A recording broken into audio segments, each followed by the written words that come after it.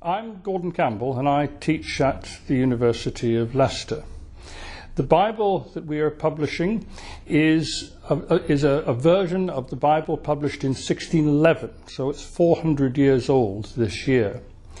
This edition is in many ways the most authentic possible version of the 1611 Bible. It differs from that Bible in one important respect, and that is the typeface. The original font of the King James Bible is black letter, which is sometimes known as Gothic, and it's very difficult for modern readers to read.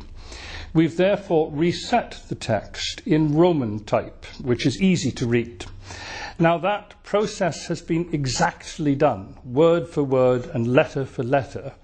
And if, for example, a letter is printed upside down, as sometimes happens in the original, then we have been lovingly faithful to that mistake, and we too have printed the letters upside down. The second area in which we have retained it, unlike any other reprinting which attempts to recapture the original, is that we have kept the pictorial letters that open each chapter of the Bible. Many of these contain classical allusions, and many indeed link the figures, such as the evangelists, to other parts of the Bible in imaginative ways that are lost in modern editions of the Bible. The contents of the Bible are surprising in several ways to people who read the King James Version now. One is that the original 1611 version has 74 pages of preliminaries, including genealogies, for example, that run from Adam to Christ, and including maps of the Holy Land, ways of calculating Easter, perpetual calendars.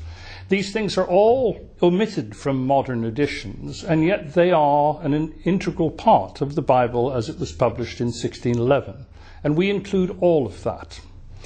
The other element that might surprise a modern reader is that we also include the Apocrypha printed between the Old Testament and the New Testament. Now, this no longer happens. The Apocrypha was dropped from Bibles by the British and Foreign Bible Society in the 19th century. But until then, all Bibles in the King James Version contained the Apocrypha, and so we include it here because it's part of the original.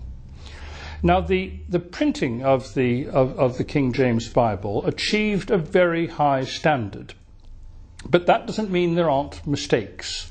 Indeed, there are about 350 printing errors, the most obvious of which is a verse, 3 lines in the book of Ruth, that are accidentally printed twice. And these errors have been gradually eliminated from Bibles, although other new ones have been introduced.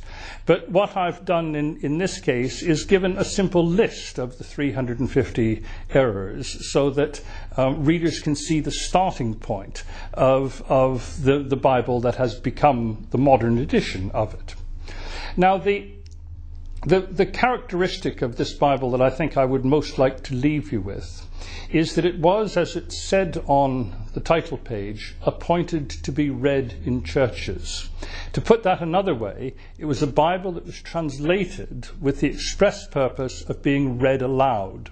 So it was read aloud in churches, in cathedrals, and indeed in private households, where the head of the house would read the Bible during family devotions. It is this that accounts for the rhythms of the authorized version, the King James Version. It accounts for its grammar. It accounts for its punctuation. It's meant to be read aloud. And I hope very much that as you read this Bible, you will attempt to read it aloud as was intended in the 17th century. You'll find it's easy to remember if you do it that way. And I wish you pleasure of examining this, the most authentic of 17th century Bibles.